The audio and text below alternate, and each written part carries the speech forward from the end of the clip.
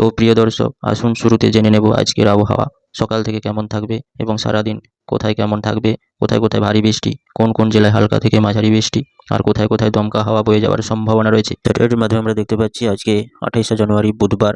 আজকে কলকাতা ও তার পার্শ্ববর্তী জেলাগুলোতে, বিশেষ করে দক্ষিণবঙ্গের জেলাগুলোতে আজকে টেম্পারেচার কিছুটা কমার সম্ভাবনা রয়েছে, যার প্রভাবে রাতের দিকে কনকনে ঠান্ডা পড়ার সম্ভাবনা রয়েছে। কেননা উত্তরে শীতল কনকনে বাতাস প্রবেশ করছে, যার প্রভাবে আজকে থেকে আবারও কিছুটা কনকনে ঠান্ডা পড়ার সম্ভাবনা রয়েছে। কলকাতা ও তার পার্শ্ববর্তী জেলা যেমন উত্তর চব্বিশ পরগনা, দক্ষিণ চব্বিশ পরগনা, হাওড়া, হুগলি এবং দুই মেদিনীপুর সহ খড়গপুর, বাঁকুড়া, বর্ধমান, বিষ্ণুপুর, কৃষ্ণনগর এইসব জেলাগুলোতে কিছুটা টেম্পারেচার কমার আজকে সম্ভাবনা রয়েছে এবং কনকনে ঠান্ডা পড়ার একটা সম্ভাবনা রাতের দিকে থাকতে পারে।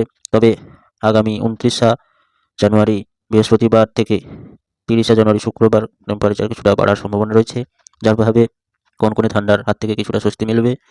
এবং 31শে জানুয়ারি শনিবার থেকে আবারও কিছুটা টেম্পারেচার কমার সম্ভাবনা রয়েছে এবং রবিবার 1 ফেব্রুয়ারি এই দিন থেকে কিছুটা কনকনে ঠান্ডা পড়ার সম্ভাবনা আবারও থাকতে পারে।